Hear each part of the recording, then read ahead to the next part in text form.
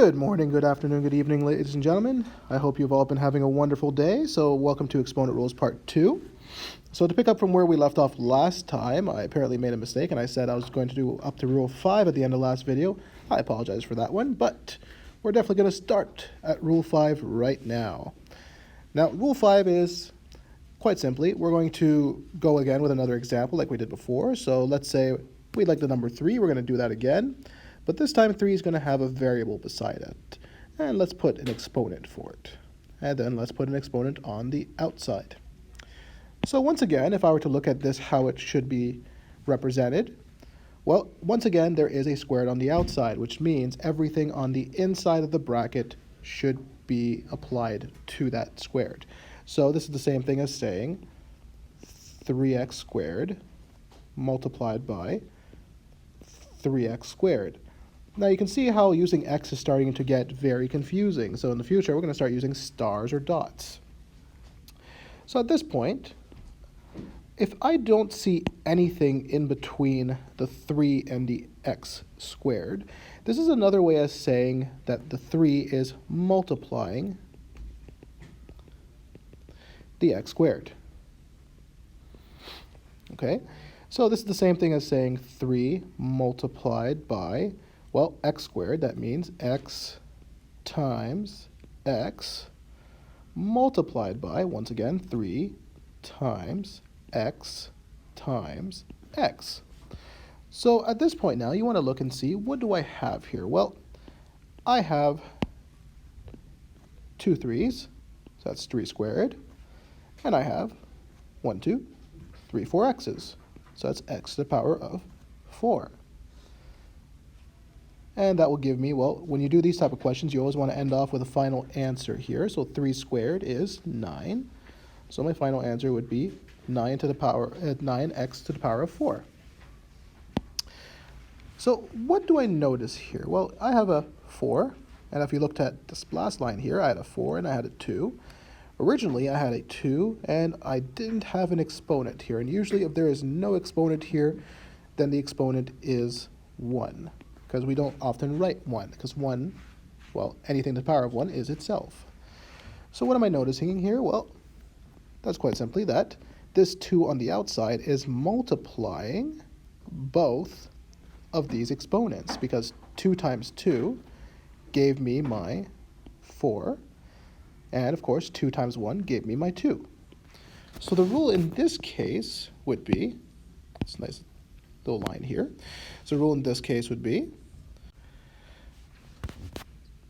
so in this case we're going to have, because we love our letters here, we're going to use A and B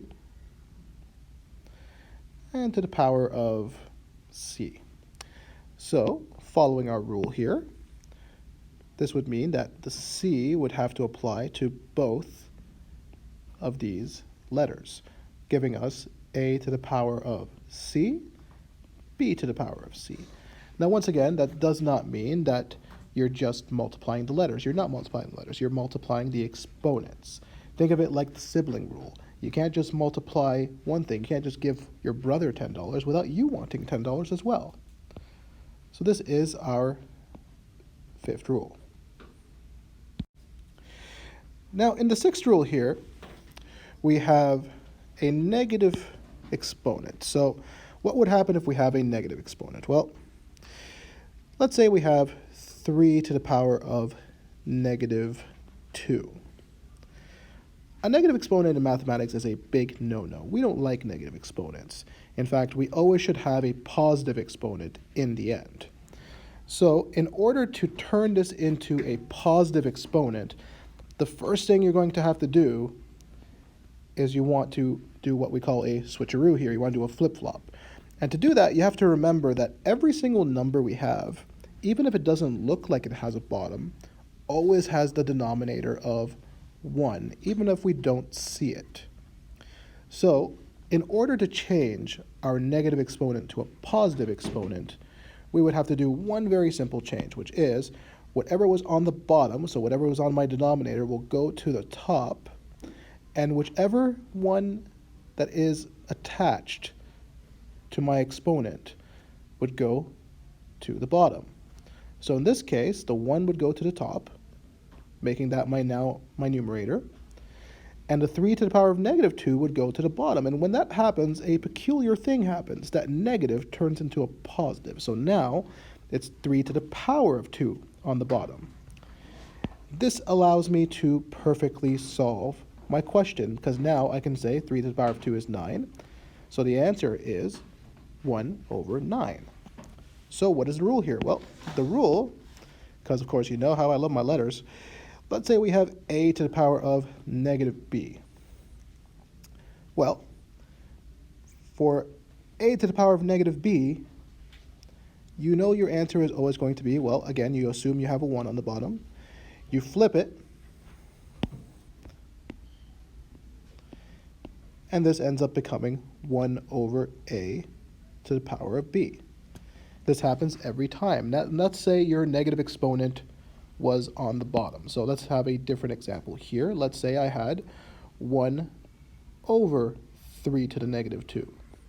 Well, the rule also applies when it comes from the bottom. So again, you'd move the bottom to the top, and you move the top to the bottom. Once again, you do the good old switcheroo.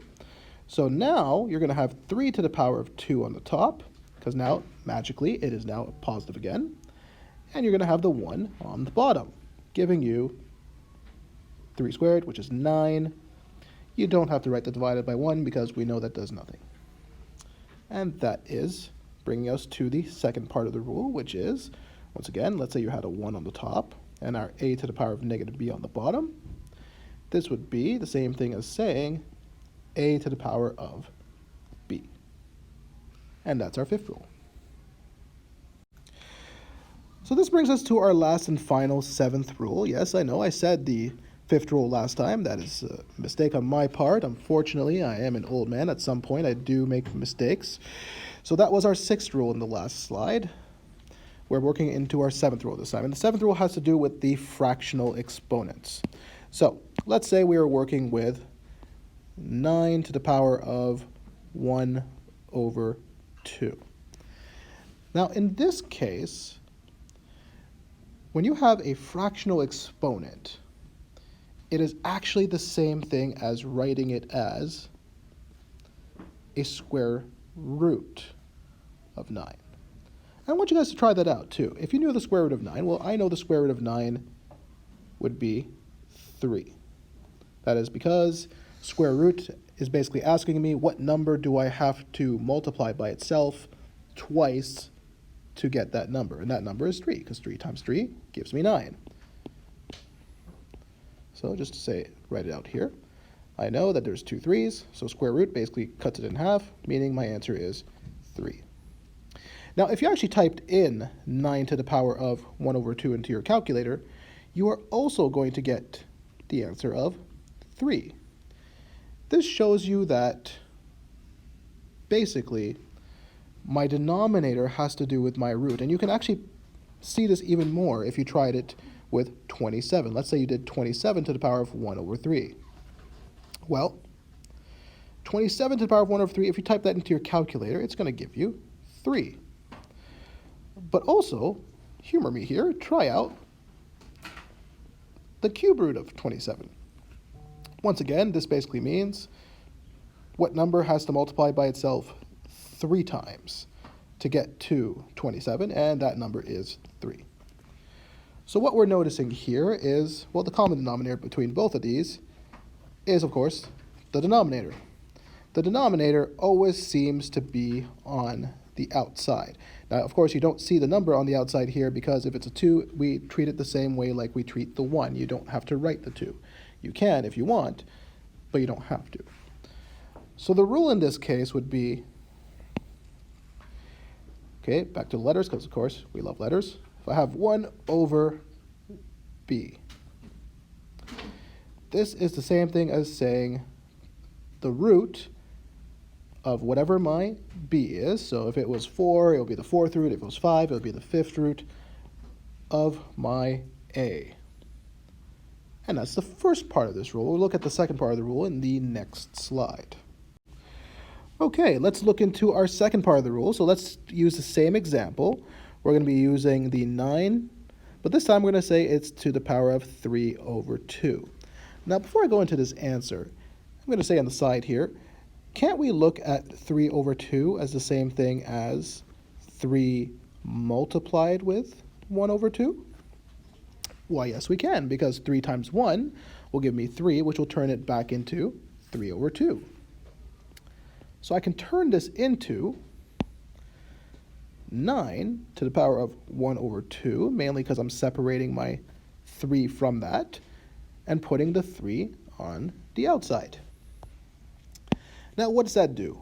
Well, that allows me to do 9 to the power of 1 over 2, which I already know from the last page is 3. And that is to the power of 3. Well, 3 to the power of 3 is 27. Once again, if I had put this into a calculator, it would again give me 27. So the method works. So what am I noticing here? Well, I'm noticing that, once again, whatever is inside my denominator makes up my root. But what is in my numerator, well, let's look at that inside the rule. Let's use our fancy letters because we like our fancy letters. So if I had a to the power of b over c, this is the same thing as saying the square root, because that's the house, that's the roof to my house. Inside the house we have the a. Outside the house we have the c. We learned that from the last slide because we know that the c, which is my denominator, makes what root is outside my root. And of course, what we learned above was that my numerator makes up the exponent that's on the outside of my root. So basically, you do your root first, you do your denominator, and then whatever's left over, you do that to the power of whatever your numerator was. You can also do it the opposite way as well. You can also say this is the same thing as saying a to the power of b. So I'm doing my numerator first, and then doing the root on the outside. Now, I would not really recommend this method because you're usually using this rule on tests where you cannot use a calculator. So let's say you are doing this example here that way. Well, you'd have to do 9 to the power of 3 first. A lot of people don't actually know that firsthand because you have to do 9 times 9 times 9. And if you do know that, that's great, but then you got to do the square root of that number, and it's just a huge, big mess that just takes you a lot of time on your test. So I would fully recommend doing this first formula instead. And that is all of the exponent rules. Thank you for bearing through my overbearing jokes and my memory issues in between this video. Have a great day, and let me know if you have any questions.